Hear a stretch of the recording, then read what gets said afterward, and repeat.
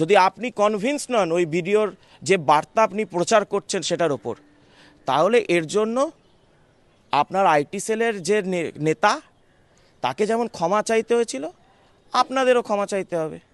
এ তো প্রমাণ করতে বললাম। 24 সাল 25 সাল কেন, আপনি 26 সালে পাঠালেও 27 সালে পাঠালেও একই আইনি জবাব যাবে।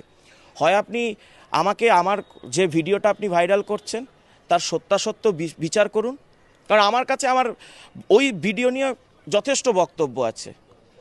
আপনার কাছে কি বক্তব্য আছে দেখান, আমি তারপর জবাব দেব। তার আইনি চিঠি তো পাঠিয়েছি, আইনি পথে জবাব হবে। তৃণমূলের আইটি সেল, আমি জানি না মদ্যপ অবস্থায় কি ভিডিও ভাইরাল হয়েছে, আমি এখনও বলতে পারবো না। তো সম্ভবত আমার চোখে পড়েছিল। তো কেউ যদি মদ খেয়ে তার বাড়িতে লুটোপুটি খায়, সেখানে তৃণমূলে আইটি সেল ঢুকে গেছে, তার মানে তৃণমূলে আইটি সেলের সাথে বসে মদ খাচ্ছিল, এটাই তো হয়। নাহলে আমরা কি করে পাবো?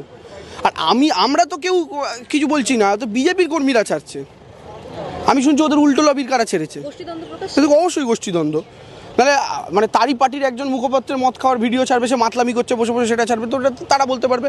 আর সবচেয়ে বড় কথা হচ্ছে, তৃণমূল কুৎসা করছে, অপপ্রচার করছে ইত্যাদি বক্তব্যের জায়গায় তো এটা ওকে বলতে হবে যে ও একটা ঘরের মধ্যে বন্ধ দরজায় বসে মদ্যপান করছে, যেটা যে কারোর অধিকার। পার্সোনাল লাইফে আমরা বিজেপি নই কারোর নাক গলাবো। যদি কেউ ইল্লিগাল কোনো কাজ না করে, তাহলে সে তার পার্সোনাল লাইফে মদ্যপান করুক কি কারোর সাথে ঘুরতে যাক, সে ব্যাপারে তো আমরা মোরাল পুলিশিং করার কেউ নেই, এটা তার ব্যক্তিগত ব্যাপার, তার স্বাস্থ্য সচেতনতার ব্যাপার। কিন্তু সেই ভিডিও যদি বাইরে আসে, তার মানে এটা তো তার পাশের লোকই করেছে। তৃণমূলকে নিয়ে তো বসে সে মদ্যপান করেনি, বা দেবাংশু তো তার সঙ্গে বসে খাচ্ছিল না। তো তাহলে কারা করেছে? তো অঙ্কনে তাদের গলা গিয়ে ধরা উচিত, বলে লাভ কি? বাংলা হান্টের আরও খবর দেখতে নজর রাখুন। বাংলা খবর মানেই বাংলা হান্ট।